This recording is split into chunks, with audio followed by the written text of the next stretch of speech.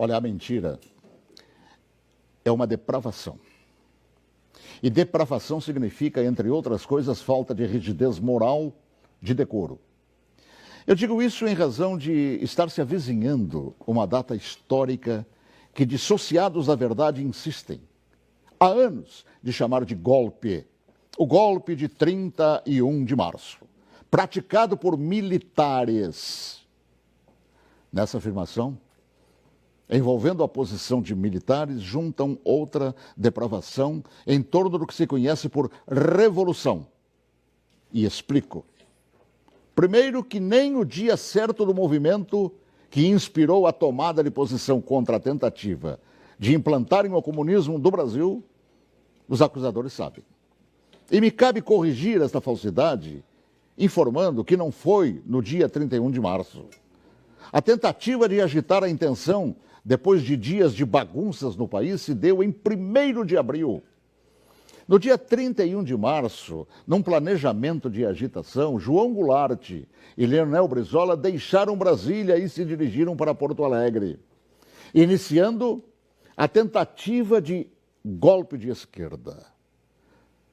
No dia seguinte, 1º de abril, agitação que deram o nome de Campanha da Legalidade, segundo o movimento de resistência que os incipientes de hoje não sabem, ou se sabem, mentem.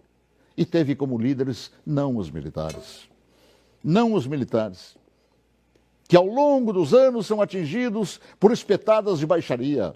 A liderança daquele movimento revolucionário pertenceu a civis que inspiraram o povo brasileiro a sair às ruas aos milhares em todas as capitais, em passeatas que ficaram conhecidas como Marcha da Família com Deus pela Liberdade. E os civis que promoveram e lideraram a revolução foram os governadores, civis, repito, do Paraná, Ney Braga, de Minas Gerais, Magalhães Pinto, da então Guanabara, Carlos Lacerda, do Rio Grande do Sul, Hildo Meneghetti, de São Paulo, Adhemar de Barros, de Santa Catarina, Celso Ramos, além dos jornalistas Roberto Marinho, do Globo, e Assis Chateaubriand, dos diários e emissoras associados, esta última empresa para a qual eu trabalhava.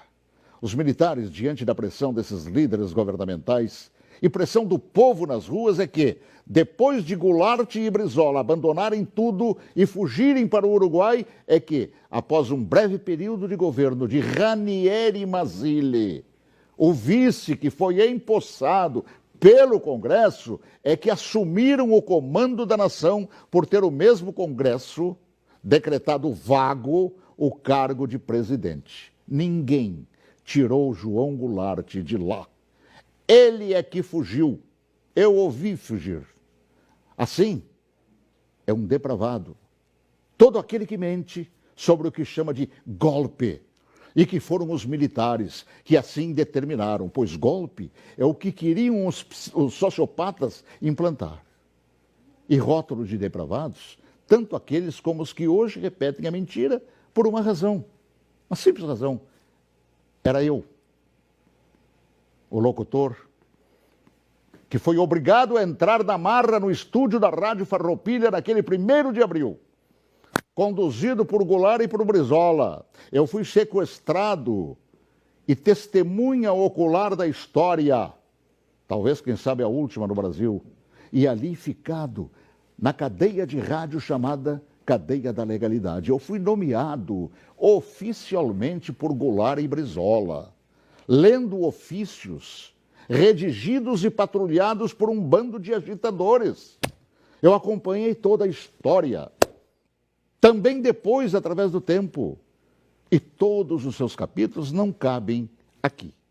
Mas digo mais, todos os jornais brasileiros apoiaram os governadores civis, líderes daquele movimento, assim como apoiaram os militares depois que assumiram para botar ordem no país. Todos os grandes jornais brasileiros, com exceção do chamado Última Hora.